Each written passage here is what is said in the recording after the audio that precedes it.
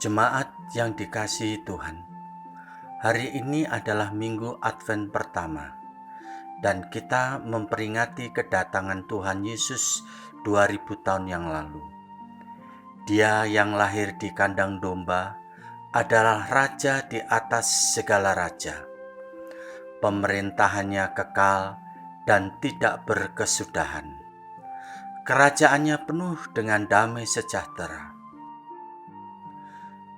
Sebagai tanda memasuki Minggu Advent pertama, Bapak dan Ibu Matius Siswanto akan menyalakan lilin Advent pertama yang melambangkan keberdosaan manusia yang membutuhkan anugerah pengampunan dari Allah.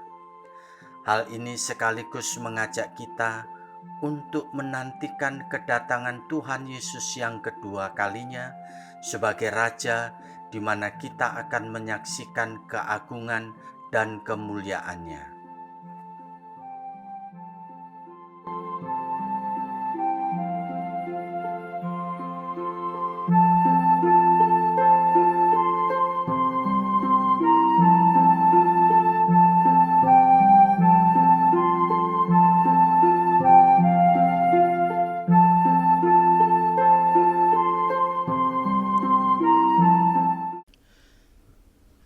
Shalom jemaat yang dikasihi oleh Tuhan. Marilah kita bersama-sama menyiapkan hati dan pikiran kita untuk memasuki ibadah pada hari ini. Kita bersama-sama berdiri, kita akan masuk dalam doa teduh.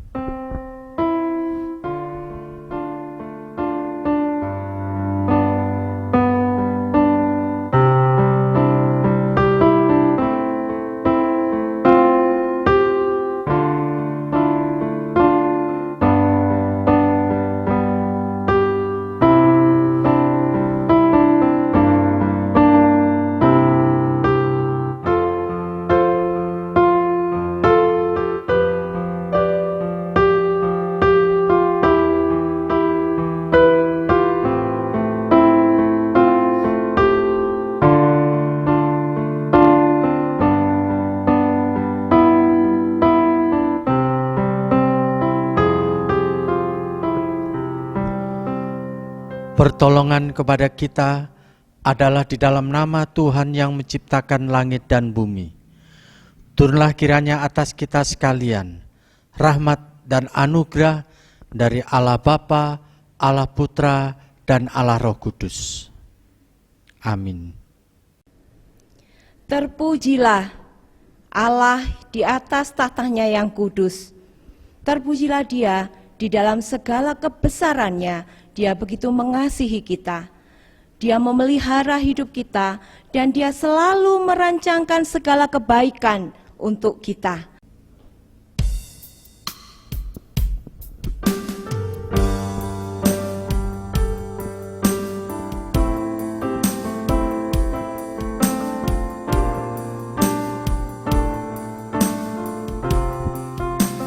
Ku bersyukur padamu Tuhan atas segala kasih-Mu.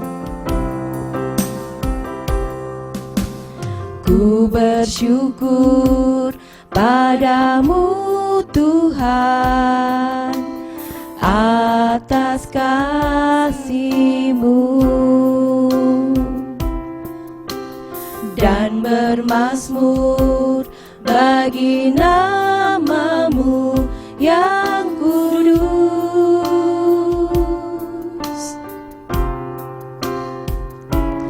Sebab Engkau kebenaranku,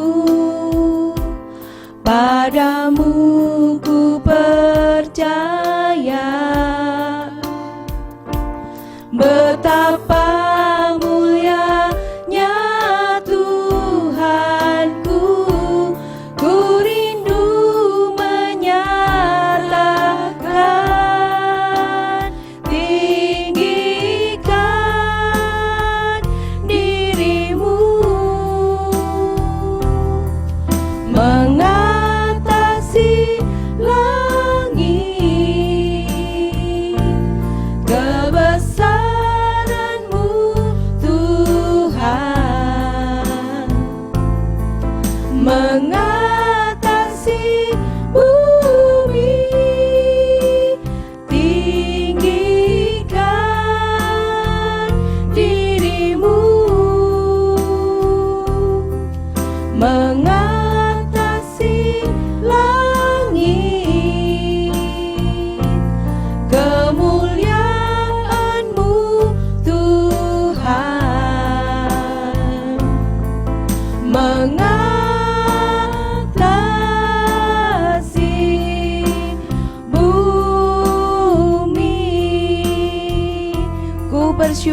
kepadamu Tuhan. Ku bersyukur padamu Tuhan atas kasih-Mu, dan bermazmur bagi nama-Mu yang kudus. Sebab Engkau kebenaranku, sebab Engkau kebenaranku, padamu ku percaya.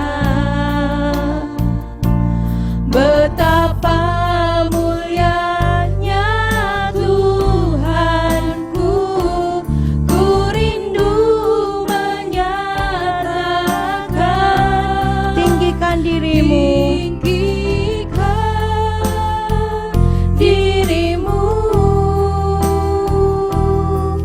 mengatasi langit, kebesaran-Mu Tuhan, mengatasi bumi. Tinggikan dirimu, mengatasi langit, kemuliaan-Mu Tuhan,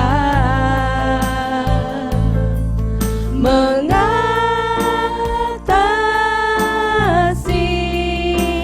bumi. Tinggikan dirimu Tuhan, tinggikan dirimu, mengatasi langit, kebesaran-Mu Tuhan, mengatasi bumi. Tinggikan dirimu, mengatasi langit, kemuliaan-Mu Tuhan, kemuliaan-Mu Tuhan, kemuliaan-Mu Tuhan, mengatasi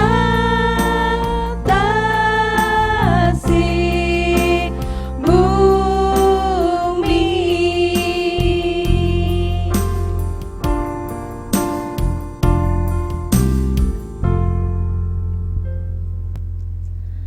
Sungguh ya Tuhan, kami mau mengucap syukur untuk segala kebaikan Tuhan dalam hidup kami.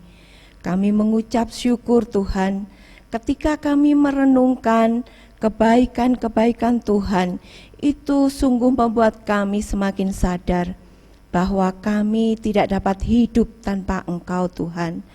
Pemeliharaan-Mu, penyertaan-Mu selalu memberikan kekuatan yang baru bagi kami untuk kami menghadapi segala tantangan di dalam hidup ini. Tuhan Allah yang kami kenal dan kami sembah di dalam nama Tuhan Yesus. Pada pagi hari ini Tuhan, kembali kami mengucap syukur karena satu kesempatan kembali Tuhan berikan kepada kami untuk kami boleh beribadah kepada Tuhan bersama dengan keluarga kami di rumah kami masing-masing. Kami rindu ya Tuhan, Engkau hadir di tengah-tengah kami, memimpin setiap kami jemaat Tuhan, memberikan hati yang selalu rindu untuk mengungkapkan rasa syukur kami melalui ibadah pada pagi hari ini. Tuhan, kami rindu kembali memuji nama Tuhan. Kami rindu kembali mengungkapkan rasa syukur kami melalui puji-pujian yang akan kami naikkan. Kami rindu belajar firman-Mu, kami rindu mengerti apa yang menjadi rencana Tuhan, apa yang menjadi kehendak Tuhan untuk kami lakukan dalam hidup kami. Tuhan Yesus, kami menyadari bahwa di dalam kehidupan kami seringkali melakukan hal yang tidak berkenan di hadapan Tuhan.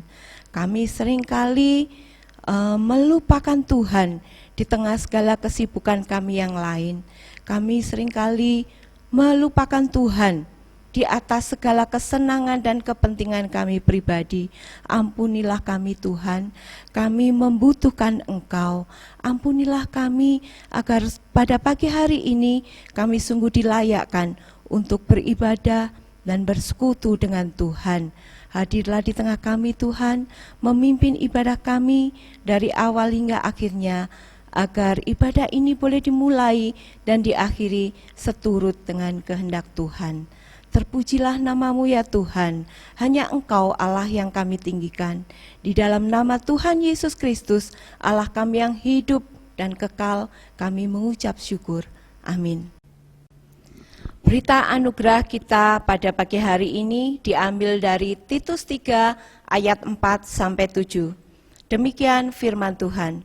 Tetapi ketika nyata kemurahan Allah, juru selamat kita, dan kasih-Nya kepada manusia, pada waktu itu Dia telah menyelamatkan kita, bukan karena perbuatan baik yang telah kita lakukan, tetapi karena rahmat-Nya oleh permandian kelahiran kembali dan oleh pembaharuan yang dikerjakan oleh Roh Kudus yang sudah dilimpahkannya kepada kita oleh Yesus Kristus, Juru Selamat kita, supaya kita sebagai orang yang dibenarkan oleh kasih karunia-Nya berhak menerima kehidupan yang kekal sesuai dengan pengharapan kita. Mari Bapak Ibu kita bersama-sama mengikrarkan iman percaya kita melalui pengakuan iman rasuli. Aku percaya kepada Allah, Bapa yang Maha Kuasa, Khalik langit dan bumi, dan kepada Yesus Kristus, Anaknya yang tunggal Tuhan kita, yang dikandung dari Roh Kudus, lahir dari anak darah Maria, yang menderita sengsara di bawah pemerintahan Pontius Pilatus, disalibkan, mati dan dikuburkan, turun ke dalam kerajaan maut. Pada hari yang ketiga, bangkit pula dari antara orang mati, naik ke surga, duduk di sebelah kanan Allah, Bapa yang Maha Kuasa, dan dari sana Ia akan datang untuk menghakimi orang yang hidup dan yang mati. Aku percaya kepada Roh Kudus, gereja yang kudus dan am, persekutuan orang kudus, pengampunan dosa, kebangkitan tubuh, dan hidup yang kekal. Amin. Dosa telah memisahkan kita dengan Allah. Namun karena kasih Allah yang besar, Dia tidak ingin kita mati binasa di dalam kekekalan. Dia mengutus anaknya yang tunggal Yesus Kristus untuk lahir ke dunia ini, mati di atas kayu salib, dan pada hari yang ketiga bangkit menyelamatkan kita dari maut. Tuhan Allah sudah menyatakan karya kasih-Nya bagi kita. Dan tugas kita adalah percaya kepada Yesus dan mengakui Dia sebagai Allah dan Juru Selamat pribadi kita. Mari kita pujikan, Dia lahir untuk kami, Dia mati untuk kami, dan Dia bangkit untuk kita semua.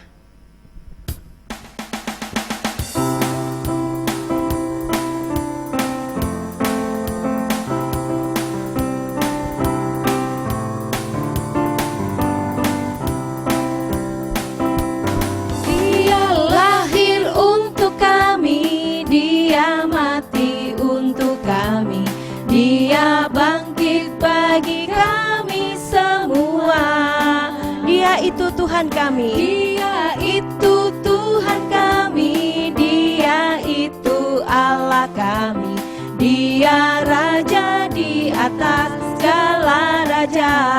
Dia itu firman Allah, Dia itu firman Allah yang turun ke bumi, yang jadi sama dengan manusia. Yesus sobat kami, Dia Yesus Allah kami, Sang penebus juru selamat dunia. Dia lahir untuk kami, Dia lahir untuk kami, Dia mati untuk kami, Dia bangkit bagi kami semua. Dia Yesus Tuhan kami, Dia Yesus Allah kami, Dia Raja di atas segala raja. Dia itu firman Allah yang turun ke bumi, yang jadi sama dengan manusia. Dia Yesus sobat kami, Dia Yesus Allah kami, Sang penebus juru selamat dunia. Kita katakan sekali lagi, Dia lahir dan mati dan bangkit untuk kami. Untuk kami, Dia mati untuk kami, Dia bangkit bagi kami semua. Dia itu Tuhan kami, Dia itu Allah kami, Dia Raja di atas segala raja. Dia itu firman Allah yang turun ke bumi, firman Allah yang turun ke bumi, yang jadi sama dengan manusia. Dia Yesus sobat kami, Dia Yesus Allah kami, Sang penebus juru selamat, Sang penebus juru selamat dunia, Sang penebus juru selamat, Sang penebus juru selamat dunia, Sang penebus juru selamat dunia.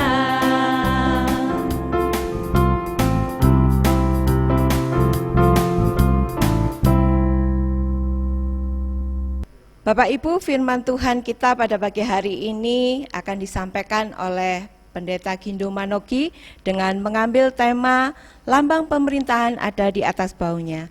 Mari bersama-sama kita mempersiapkan hati kita dengan pujian Seorang Anak Telah Lahir Untuk Kita.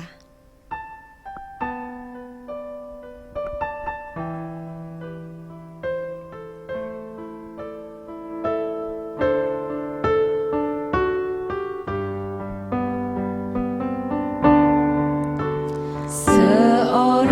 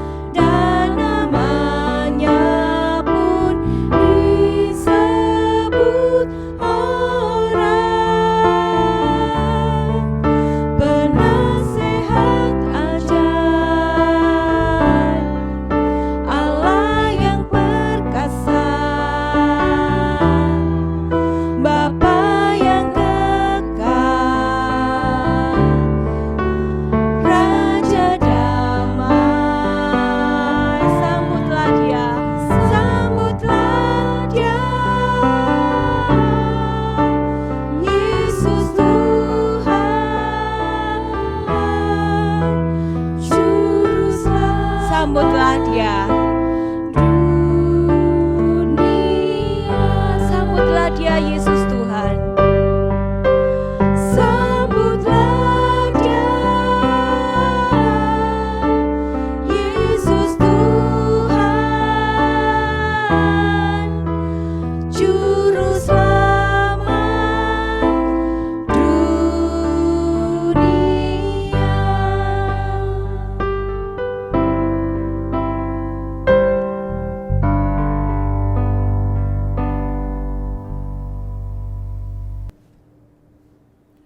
Selamat pagi Bapak Ibu Saudara yang dikasihi oleh Tuhan Yesus. Hari ini merupakan minggu Advent yang pertama. Kata Advent mengingatkan kita dengan istilah artinya penantian, menunggu. Yang mengingatkan kepada kita bahwa Tuhan Yesus adalah pribadi yang dinantikan, yaitu Dia adalah Sang Juru Selamat yang dinantikan oleh dunia. Bapak Ibu Saudara, Tuhan Yesus sudah lahir, dan ketika Dia lahir 2000 tahun yang lalu, malaikat mengumandangkan sebuah berita kesukaan, yaitu Sang Juru Selamat itu sudah lahir.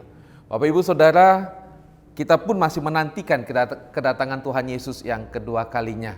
Karena itu kita menggunakan waktu-waktu yang ada ini untuk menantikan kedatangan Tuhan Yesus yang kedua kalinya.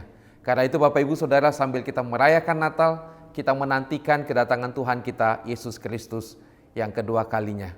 Mari Bapak Ibu Saudara, sebelum kita bersama belajar firman Tuhan, saya mengajak kita berdoa terlebih dahulu. Bapa di surga, kami bersyukur untuk pagi hari ini Tuhan boleh kumpulkan kami dan kami bisa beribadah bersama. Tuhan, kami mau belajar firman-Mu dan kiranya Engkau Tuhan yang menolong kami untuk kami bisa memahami kebenaran firman-Mu. Dan dengan pertolongan-Mu juga Tuhan, kami menghidupi dan kami terus mempercayai Tuhan dalam seluruh kehidupan kami. Karena itu Tuhan, berkati firman-Mu, berkati hamba-Mu yang akan menyampaikan firman-Mu, kuat kuasa-Mu menaungi akan hamba-Mu ini. Terima kasih Bapa, berkati sekali lagi waktu ini, setiap kami yang belajar firman-Mu, Tuhan yang mengurapinya. Dalam nama Tuhan Yesus kami berdoa. Amin. Bapak Ibu Saudara, dalam minggu Advent yang pertama ini kita akan bersama-sama belajar satu bagian firman Tuhan. Saya akan membacakan untuk kita sekalian yang terambil dari kitab Yesaya. Yesaya pasal 8 ayat 23 sampai dengan pasal 9 ayatnya yang ke-6. Yesaya pasal 8 ayat 23 sampai dengan pasal 9 ayat 6 yang ke-6. Saya akan membacakan untuk kita sekalian. Tetapi tidak selamanya akan ada kesulaman untuk negeri yang terhimpit itu. Kalau dahulu Tuhan merendahkan tanah Zebulon dan tanah Naftali, maka di kemudian hari Ia akan memuliakan jalan ke laut, daerah seberang sungai Yordan, wilayah bangsa-bangsa lain. Bangsa yang berjalan di dalam kegelapan telah melihat terang yang besar. Mereka yang diam di negeri kekelaman, atasnya terang telah bersinar. Engkau telah menimbulkan banyak sorak-sorak dan sukacita yang besar. Mereka telah bersukacita di hadapan-Mu, seperti sukacita di waktu panen, seperti orang bersorak-sorak di waktu membagi-bagi jarahan.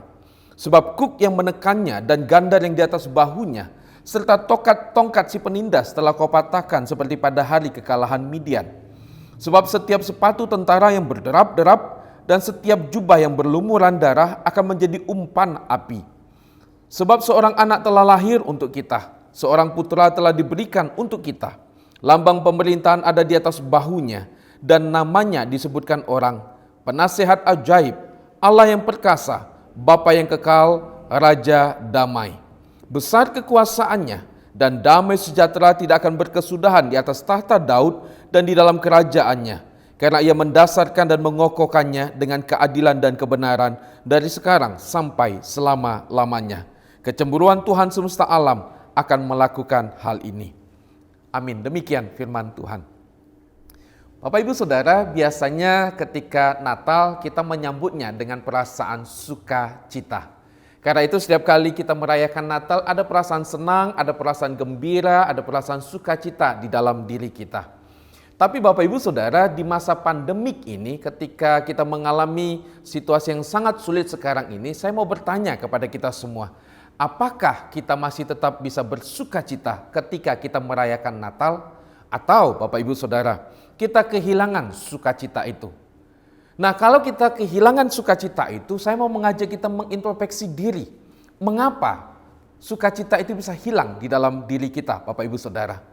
Apakah hal itu hilang oleh karena kita tidak bisa melakukan hal-hal yang seperti dulu sebelum pandemik ini terjadi? Misalnya, ketika sebelum pandemik ini kita bisa jalan-jalan, kita dengan leluasa bisa beli ini, beli itu, atau hal-hal yang lainnya, bisa rekreasi gitu Bapak Ibu Saudara. Tapi oleh karena pandemik ini kita tidak bisa melakukannya. Apakah karena hal itu hilang, kita tidak bisa melakukannya, sehingga kita juga kehilangan sukacita? Bapak Ibu Saudara, saya sadar bahwa pandemik ini mengubah banyak hal di dalam kehidupan kita. Pandemi COVID ini mengubah, bahkan termasuk Bapak Ibu Saudara, di dalam ketika kita merespon tentang hal-hal yang rohani di dalam kehidupan kita, tentang kegiatan-kegiatan gereja pun ini bisa mempengaruhi kita oleh karena COVID ini. Karena itu Bapak Ibu Saudara, saya rindu sekali lagi mengajak kita bersama untuk memikirkan apakah kita bisa bersukacita di masa Natal ini ketika pandemi COVID ini terjadi.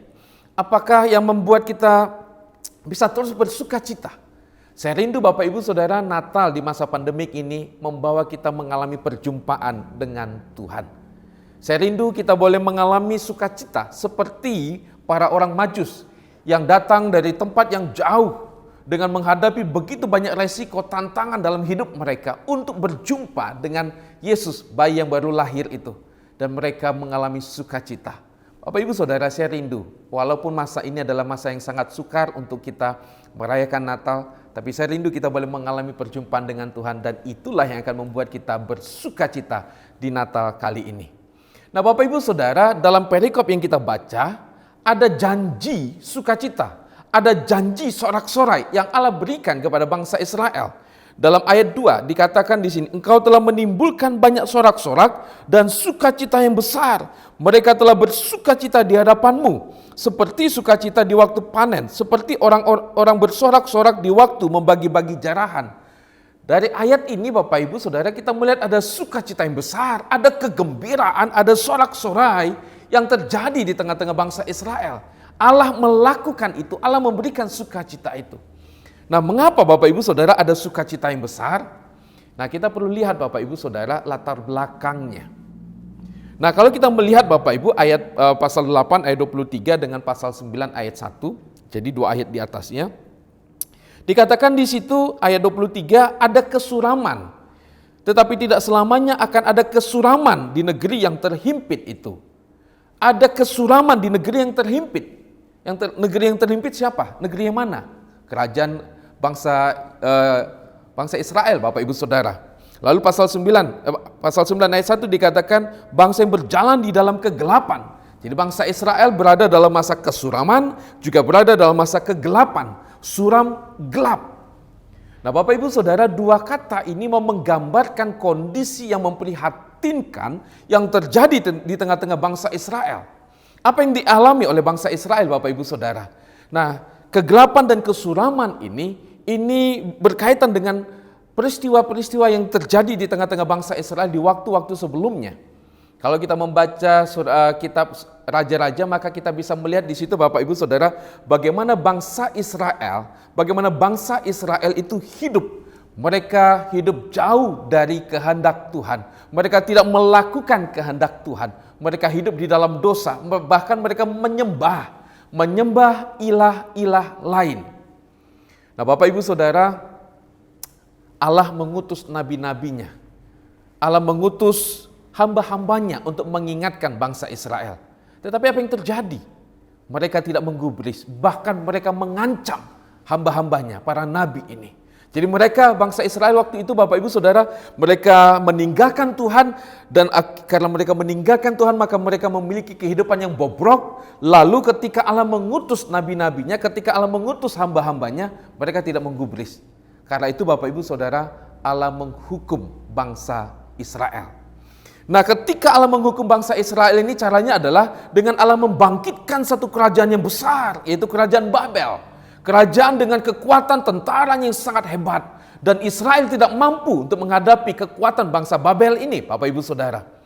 Nah, ketika bangsa Israel ini diserang oleh bangsa Babel, diancam oleh bangsa Babel, sesungguhnya Bapak Ibu Saudara, Allah itu ingin mengingatkan bangsa Israel. Datanglah kepada Allah, minta tolonglah kepada Allah. Tapi apa yang dilakukan oleh bangsa Israel? Mereka tidak datang kepada Tuhan, Bapak Ibu Saudara. Mereka justru semakin jauh dari Tuhan. Bapak Ibu Saudara, sesungguhnya ini adalah salah satu cara Tuhan mengingatkan kita. Ketika kita sudah berbuat dosa, Allah menegur kita. Tapi ketika kita bebal dengan dosa kita, Allah memberikan sebuah teguran yang lebih keras lagi. Tujuannya apa? Supaya kita kembali kepada Allah. Tetapi apa yang dilakukan oleh bangsa Israel? Mereka tidak kembali kepada Allah. Jadi bangsa Babel ini menghancurkan Yerusalem, menghancurkan kerajaan yang kerajaan Israel ini, Bapak Ibu Saudara. Mereka menghancurkan rumah-rumah mereka, diporak-porandakan sedemikian rupa. Dan lalu mereka dibawa ke tanah Babel, Bapak Ibu Saudara. Jadi Bapak Ibu Saudara, bangsa Israel pada waktu itu berada dalam masa kesuraman dan kegelapan. Kampung halaman mereka dihancurkan sedemikian rupa. Mereka tidak punya lagi tanah, kerajaan, mereka tidak punya lagi kebebasan, mereka sekarang diangkat ke Babel dan mereka menjadi budak di sana, Bapak Ibu Saudara. Bagaimana masa depan mereka di sana? Tidak ada yang tahu. Tidak ada yang tahu. Bapak Ibu Saudara, itulah kegelapan dan kesuraman yang akan dialami oleh bangsa Israel akibat dosa pelanggaran mereka. Bapak Ibu Saudara, tetapi Allah itu luar biasa baiknya. Dia berkasih karunia kepada bangsa Israel. Dia akan memberikan kelepasan, Allah akan memberikan kemenangan, Allah memberikan pembebasan buat bangsa Israel. Allah akan menyelamatkan umatnya yang dikasihinya ini. Nah Bapak Ibu Saudara, itu sebabnya di sini dikatakan dalam pasal 8 ayat 23, tidak selamanya akan ada kesulaman. Sebaliknya bangsa yang berjalan dalam kegelapan itu akan melihat terang, telah melihat terang yang besar. Mereka yang berjalan dalam negeri kekelaman, atasnya terang telah bersinar. Jadi dua ayat ini Bapak Ibu Saudara merupakan janji Allah bahwa bangsa Israel yang mengalami kesuraman, kegelapan oleh karena dosa dan pelanggaran mereka akan diselamatkan oleh Allah, mereka akan mengalami pertolongan dari Allah, mereka akan dipulihkan oleh Tuhan. Nah tapi begini Bapak Ibu Saudara, cara Allah menyelamatkan bangsa Israel ini unik. Caranya apa? Dengan dia menghadirkan ada seorang anak. Dalam ayat 5. Sebab seorang anak telah lahir untuk kita. Seorang putra telah diberikan untuk kita. Lambang pemerintahan ada di atas bahunya. Dan namanya disebutkan orang penasehat ajaib, Allah yang perkasa, Bapa yang kekal, Raja damai. Bapak Ibu Saudara, ayat ini ada kaitannya dengan pasal 7 ayat 14. Jadi pada waktu itu Allah akan memberikan sebuah pertanda. Sebab itu Tuhan sendirilah yang akan memberikan kepadamu suatu pertanda. Sesungguhnya seorang perempuan muda mengandung dan akan melahirkan seorang anak laki-laki dan ia akan menamakan dia Immanuel. Jadi Bapak Ibu Saudara, Allah yang memberikan tanda, Allah yang akan memberikan keselamatan kepada bangsa Israel. Dan menarik Bapak Ibu Saudara kalau kita melihat di sini, yang bertindak, yang punya inisiatif untuk menolong dan menyelamatkan bangsa Israel itu adalah Allah itu sendiri. Dan inilah tandanya, yaitu dengan dia akan menghadirkan ada seorang anak. Tapi Bapak Ibu Saudara, para penafsir memberikan banyak pandangan tentang siapa anak yang dimaksud. Bapak Ibu Saudara, saya tidak mau berpanjang lebar tentang siapakah anak yang dimaksud, tetapi intinya Bapak Ibu Saudara adalah Allah berjanji bahwa dia akan menolong. Allah berjanji dia akan menyelamatkan, dia akan membebaskan bangsa Israel. Dan janjinya itu dia tepati. Bapak Ibu Saudara, ini cinta Tuhan yang luar biasa. Kalau kita ingat sekali lagi, bangsa Israel sudah berbuat dosa, diingatkan oleh Tuhan tapi mereka tidak kembali kepada Tuhan, tetapi mereka justru semakin jauh dari Tuhan, tetapi Allah berkasih karunia, Allah mencintai mereka, Allah membawa mereka lagi kembali, Bapak Ibu Saudara. Bapak Ibu Saudara, itulah yang membuat bangsa Israel ini dijanjikan sebuah sukacita, kegelapan, kesuraman, yang berbicara tentang kondisi yang sangat-sangat memprihatinkan, diubahkan oleh Allah. Allah itu yang menolong bangsa Israel. Dan inilah yang membuat sebuah sukacita yang besar di tengah-tengah bangsa Israel.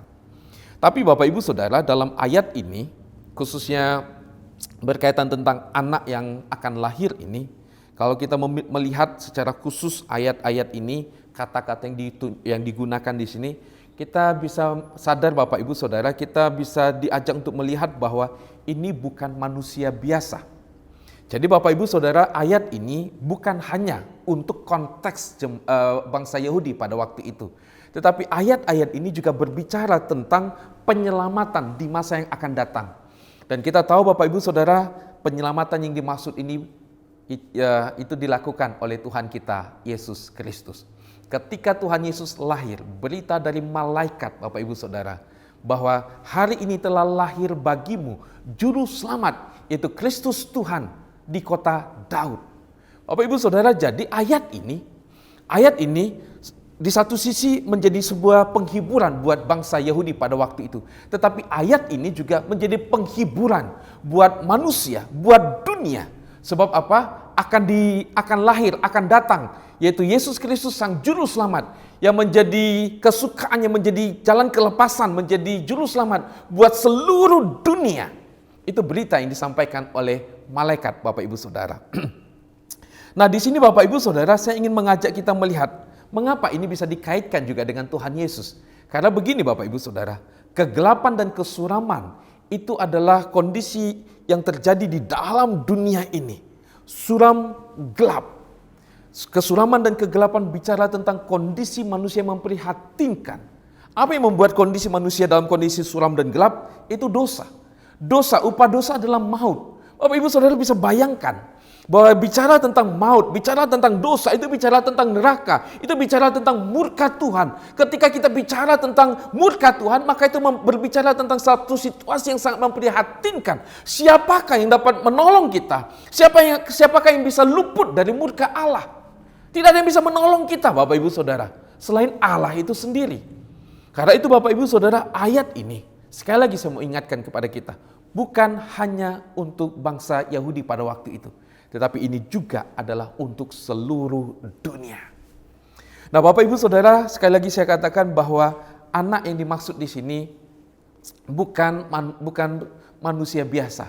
Tetapi ketika kita melihat ada hal yang sangat unik dari kata-kata, dari gelar atau nama-nama yang diberikan kepada anak ini. Dikatakan di sini dia adalah Allah yang perkasa, Bapa yang kekal, lalu kerajaannya adalah kerajaan yang kekal.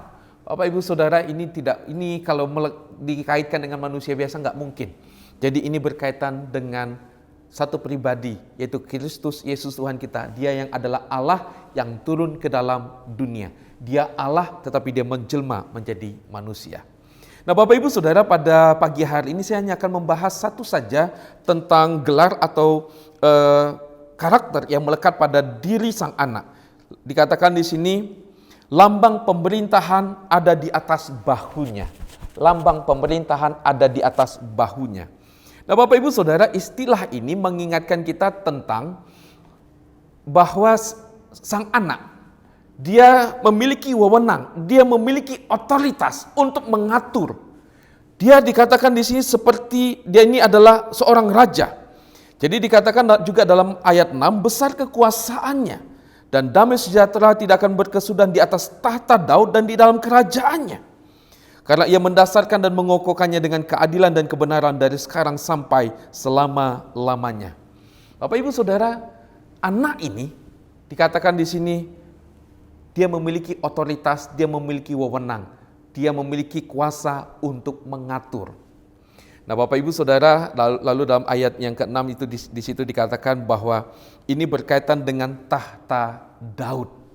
Bapak Ibu Saudara, kepada Daud Allah pernah berjanji di dalam 2 Samuel pasal 7. 2 Samuel pasal 7 ayat 16 di situ dikatakan janji Allah kepada Raja Daud, keluargamu dan kerajaanmu akan kokoh untuk selama-lamanya di hadapanku. Tahtamu akan kokoh untuk selama-lamanya. Bapak Ibu Saudara, sebuah kerajaan akan kokoh untuk selama-lamanya. Tidak akan hilang Bapak Ibu Saudara, itu adalah kerajaan yang bersifat ilahi Bapak Ibu Saudara. Kekal adanya dan itu tidak mungkin dimiliki oleh kerajaan yang dikuasai, yang dipimpin oleh seorang manusia. Mazmur pasal 89 ayat 4 dan ayat 5 juga dikatakan, engkau telah berkata, telah kuikat perjanjian dengan orang pilihanku. Aku telah bersumpah kepada Daud hambaku. Untuk selama-lamanya aku hendak menegakkan anak cucumu dan membangun tahtamu turun-temurun. Janji Allah kepada Daud. Dan Bapak Ibu Saudara, Janji ini digenapkan dan ini dicatat di dalam Alkitab, yaitu di dalam Injil Matius secara khusus Bapak Ibu Saudara. Di dalam Injil Matius pasal 1 ayat 1, di sini penulis Injil Matius menyebutkan bahwa inilah silsilah Yesus Kristus, anak Daud, anak Abraham. Jadi Bapak Ibu Saudara, Injil Matius sudah mengawali Injilnya dengan sebuah penegasan tentang identitas dari Yesus Kristus, yaitu bahwa dia adalah anak Daud. Dan sekali lagi ini kita kaitkan dengan janji Allah di dalam 2 Samuel pasal 7 tadi, bahwa Allah menjanjikan tahta yang kekal kepada Daud, kepada keturunan Daud. Dan kita tahu itu adalah melekat pada diri Tuhan Yesus.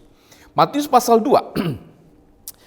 Ketika orang Majus mencari Yesus, bayi yang baru lahir itu, lalu orang Majus itu bertanya-tanya, di manakah dia, raja orang Yahudi yang baru dilahirkan itu? Kami telah melihat bintangnya di timur dan kami datang untuk menyembah dia.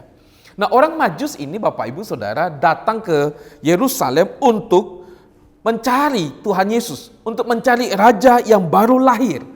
Jadi Bapak Ibu Saudara, sekali lagi Yesus ini disebut sebagai raja dan kerajaannya itu melekat dengan kerajaan Daud. Dan menarik juga Bapak Ibu Saudara, Injil Matius ditutup dengan statement yang sangat penting dari Tuhan Yesus.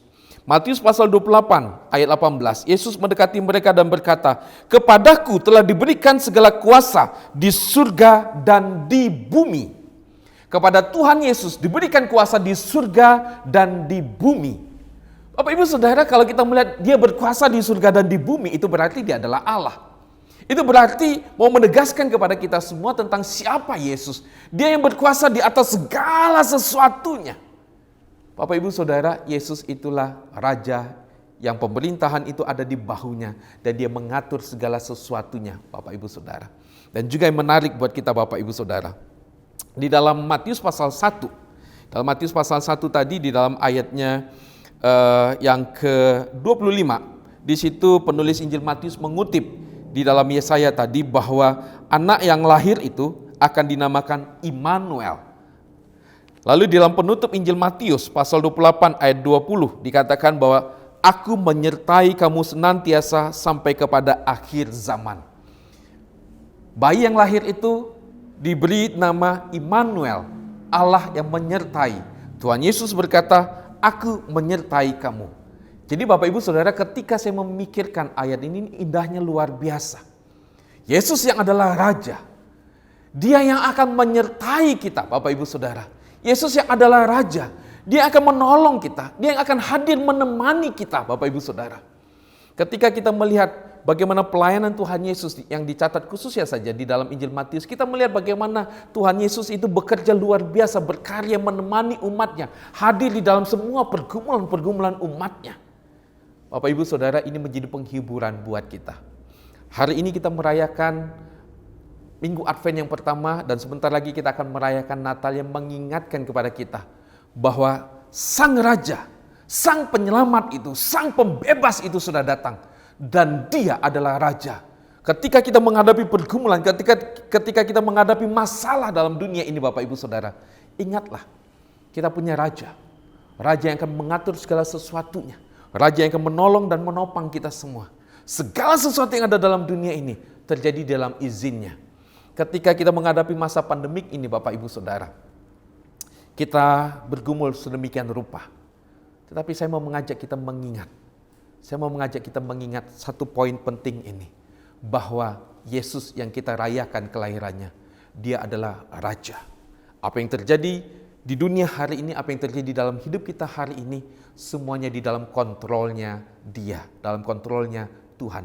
Segala kuasa di surga dan di bumi, itu ada di dalam tangan Tuhan kita, Yesus Kristus. Karena itu Bapak Ibu Saudara, saya rindu ketika kita merayakan Natal di masa pandemik ini, mari kita melihat lagi Raja ini.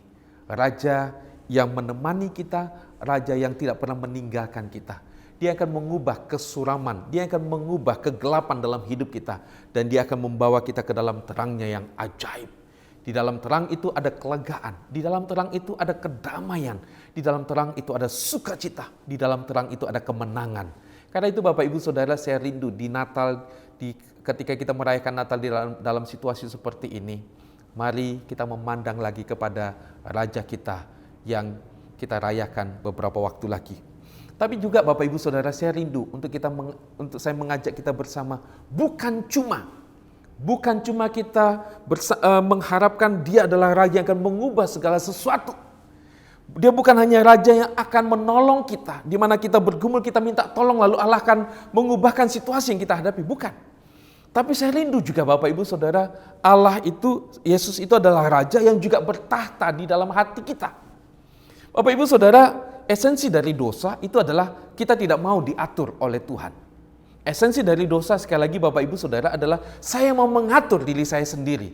Nah Bapak Ibu Saudara, ketika kita mengatakan Yesus adalah Raja, Dia bukan cuma Raja yang mengatur alam semesta. Dia bukan cuma Raja yang mengubah keadaan. Tapi Dia adalah Raja yang juga bertahta di dalam hati kita.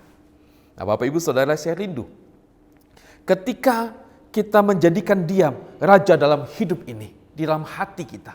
Disitulah Bapak Ibu Saudara akan ada kedamaian. Kerajaan di mana Kristus memimpin, Kristus berkuasa.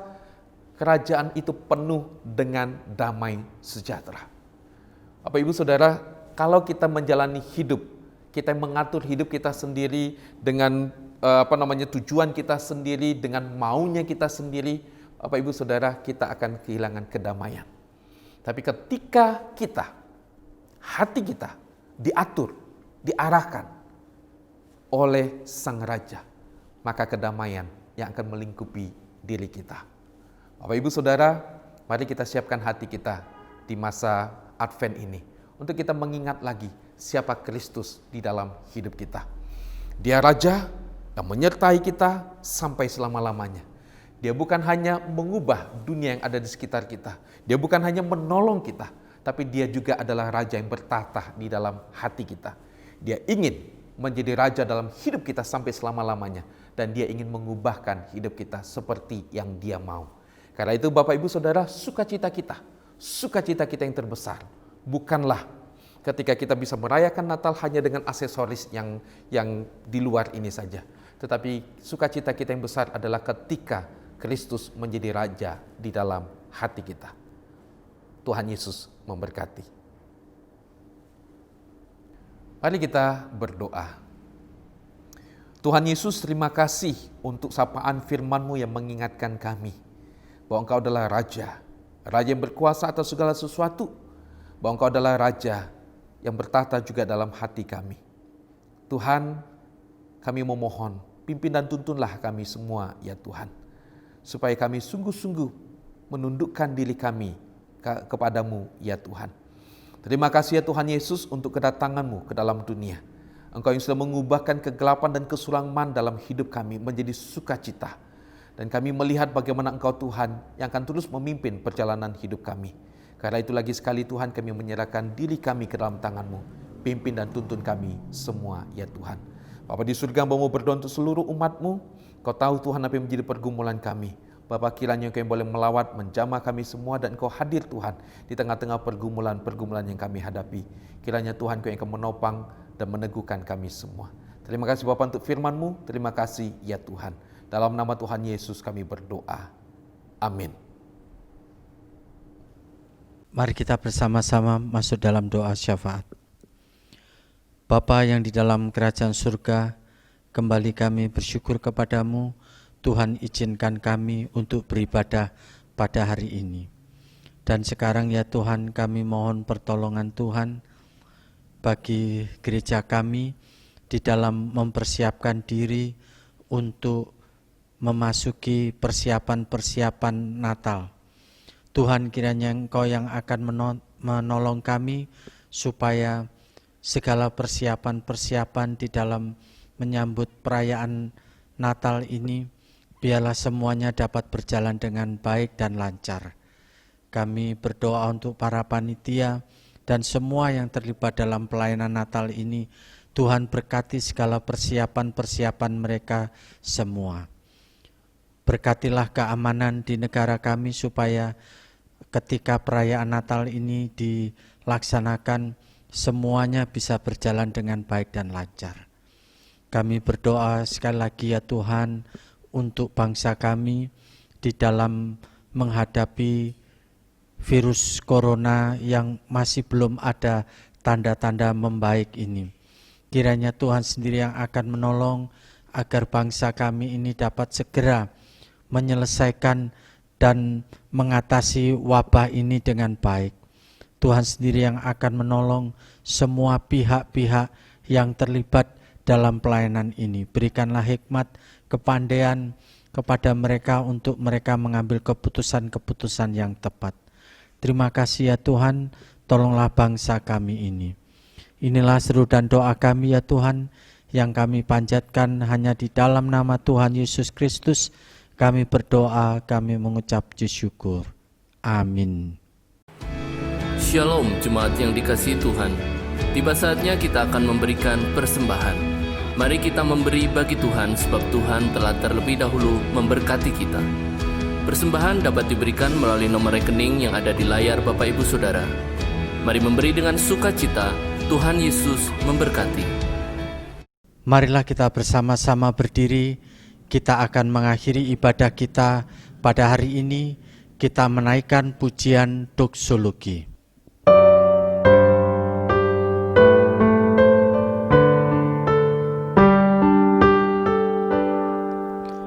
Puji Allah Bapa Putra, puji Allah Roh Kudus, ketiganya yang esa. Pohon selamat sumber berkah. Amin.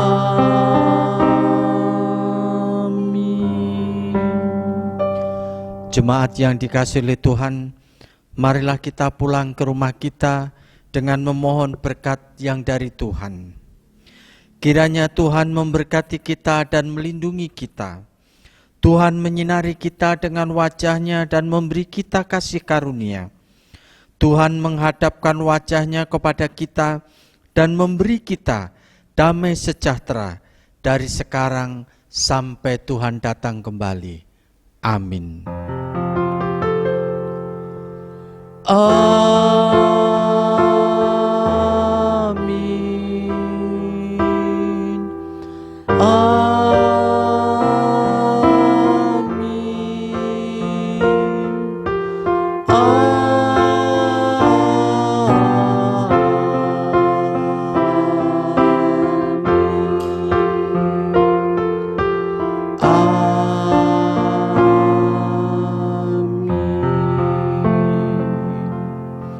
Silahkan duduk, doa teduh, kebaktian selesai dan Tuhan memberkati kita sekalian. Amin. Puji Tuhan, ibadah telah selesai. Kami mengundang Bapak Ibu Saudara untuk kembali beribadah bersama kami dalam ibadah online minggu depan. Ibadah minggu depan akan dilayani oleh penginjil Matius Siswanto. Selamat hari Minggu, Tuhan Yesus memberkati.